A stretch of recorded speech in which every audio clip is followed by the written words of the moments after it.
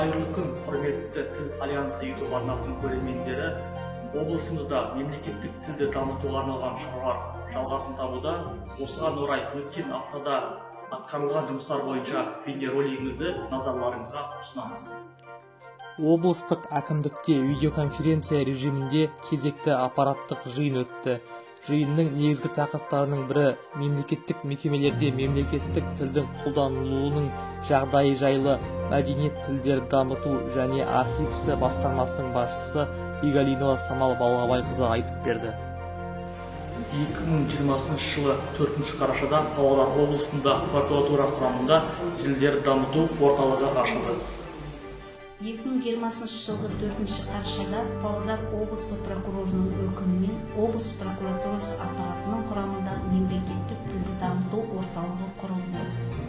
Орталықтың ашылу мақсаты заман талабына сай тілді оқытудың жаңа технологияларын тәжірибеге енгізе отырып, облыс прокуратурасы органдарында мемлекеттік тілдің қолданылу аясын кеңейту, мемлекеттік тіл саясатын жүзеге асыру болып табылады.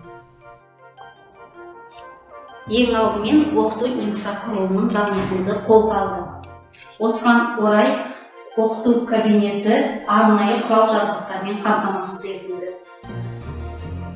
Компьютерлер, парта, орындықтар, интерактивті тақта, ноутбук және қажетті оқулық сөздіктермен қамтамасыз етілді.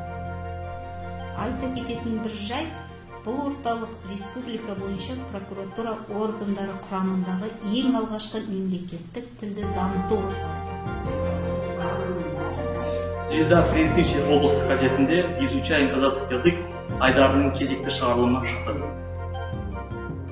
Жыршы, термеші, абайтанушы Әсенов Даниял Сабырұлының қатысуымен ертіс мәдениеті Instagram парақшасында тіл мәселесі бойынша тікелей эфирде онлайн сұхбат өткізілді. Қазақстан Республикасындағы тіл туралы заң талаптарының сақталуына мониторинг жүргізу тобының өкілдері халыққа қызмет көрсететін бірнеше мекемелерді аралады. Топ құрамында Павлодар облыстық мәслихатының депутаттары мен Жебе қоғамдық бірлестігінің өкілдері болды. Мониторингтік топ трамвай басқармасы мен автобус паркін аралап, екі тілде қызмет көрсету сапасына, көрнекі ақпараттарда тіл туралы заң талаптарының сақталуына назар аударды. Сондай-ақ Қазақстан Республикасының тіл туралы және тұтынушылардың құқықтарын қорғау туралы заңдардың талаптары жазылған жадынамалар мен қазақ тілін тегін үйренуге арналған QR-коды бар плакаттар таратылды.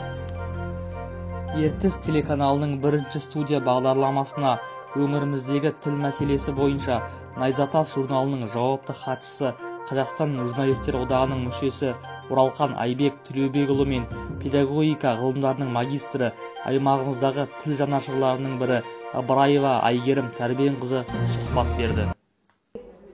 Құрметті көрермендер, аталған шаралар алдағы уақытта да жалғасын табатын болады. Егер Тіл Альянсы YouTube арнамыз ұнаған болса, төмендегі қызыл батырманы сұрға айналдырып немесе лайк басып каналымызды қолдасаңыздар болады. Назарларыңызға рахмет.